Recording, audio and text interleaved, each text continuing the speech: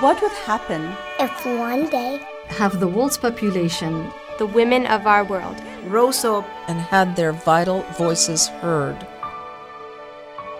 What difference would it make? Would the weight of the world's challenges feel lighter?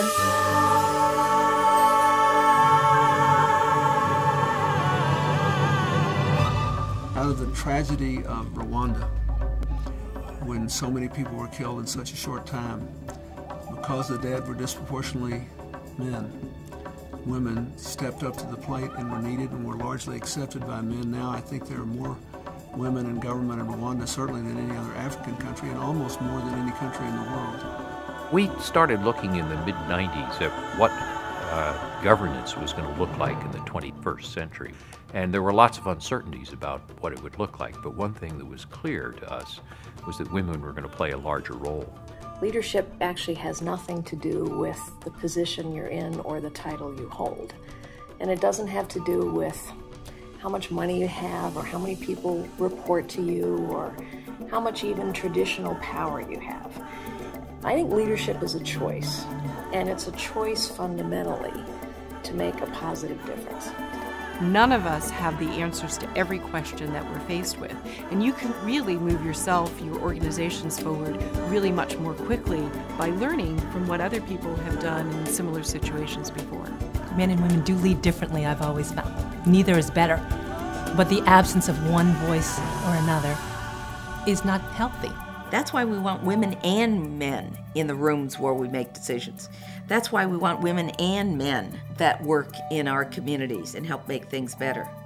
And if we want a world that provides real opportunity and that is economically healthy, then we better not leave anyone out. The work of Vital Voices is extraordinary. They empower women, pull out their strengths, and create this incredible chain that will make a difference to their society.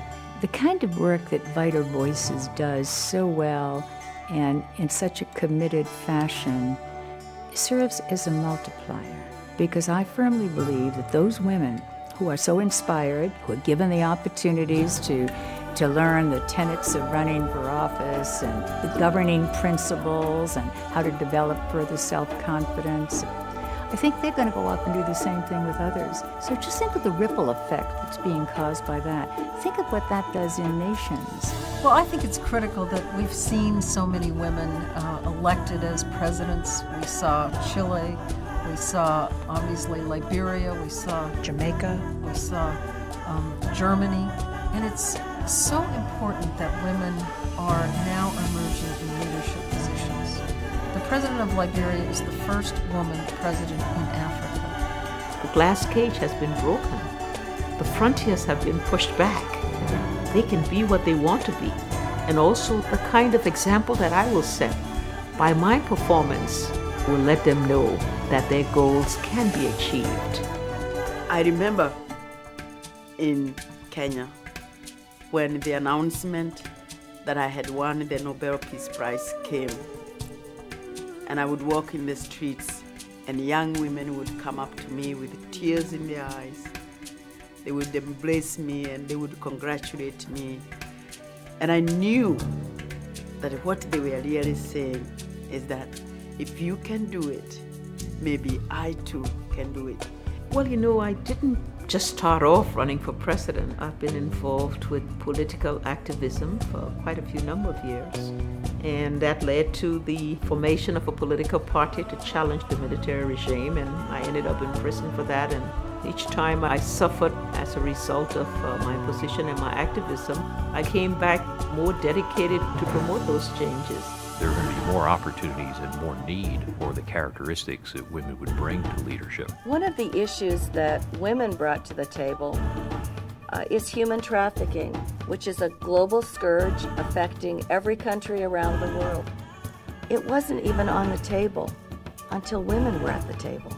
Women can be major agents of change, and that one of the ways is to get women into positions of decision making. I think the work of Vital Voices is very important because leadership can be mentored and encouraged. The skills of leadership can be brought out, can be passed on.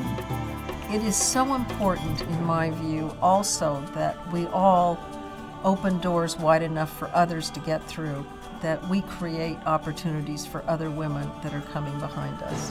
Vital Voices gives opportunities to women who wouldn't otherwise have them. The fact is, leaders are not really born. They're made from opportunity. When one person makes a breakthrough, many others feel that they too can make that breakthrough. Already, we have so many women in Africa now running for president, something we haven't had before. So the effect is already there. It's already being felt all over the continent.